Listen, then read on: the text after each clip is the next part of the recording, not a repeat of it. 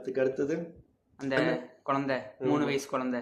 ஆமா, அந்த 3 வயசு குழந்தை இன்னைக்கு காலையில இறந்துருச்சு. நேற்று பாலியல் வன்கொடுமை செய்யப்பட்ட குழந்தை. இந்த குழந்தை இன்னைக்கு இறந்துருச்சு. ஆமா, இன்னைக்கு காலையில இறந்துருச்சு. அது எதனால நினைக்கிறேன் இந்த குழந்தை இறந்துருச்சு. இன்னும் 2-3 ஒரு கிட்டத்தட்ட 5 சம்பவம் இன்னைக்கு மட்டும் நடந்திருக்கு. நேத்து அந்த பாலியல் பலாத்காரத்துல பாலியல் வன்கொடுமையில தாவைக்காரர்களே 2 பேர் 3 பேருக்கு அந்த எம்எல்ஏ மேலையும் பழி வந்திருக்குது. இதெல்லாம் நடந்துட்டு இருக்குது. இதெல்லாம் நடந்துட்டு இருக்குது. ஆனா மக்கள் பரவலா இதை பத்தி பேசல. வேற எதை பத்தி பேசுறாங்கன்னு எனக்கு தோணுது. அதான்ப்பா லாரன்ஸ். ஆமா, அவரை பத்தி, மாஸ்டர் மகேந்திரன் பத்தி, அப்புறம் அண்ணன் கர்நாடகா கோயிலுக்கு போயிட்டு வரும்போது கார் ஓட்டிட்டு போயிருக்கிறாரு. இதெல்லாம் பத்தி பேசுறாங்க. இதுக்கும் எதனாச்சும் சம்பந்தம் இருக்கு அவனுக்கு? டைவர்ஷன். இது இந்த விஷயம் நமக்கு தெரியக்கூடாது, மக்களுக்கு இதை பத்தி பேசக்கூடாது அப்படிங்கறதுக்காக இதை அப்படியே டைவர்ட் பண்றாங்க.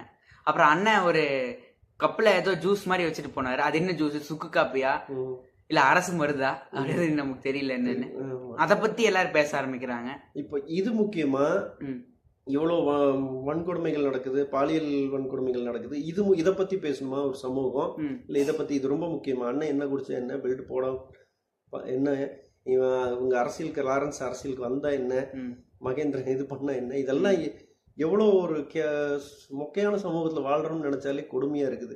கிட்டத்தட்ட 5 சம்பவம் ஒரே நாள்ல நடக்குது. அது இதெல்லாம் மக்களுக்கு தெரியுமா தெரியலன்னா கூட தெரியல. இது அவ்வளோ பில்டப் கொடுத்து அண்ணன் வந்தாரு.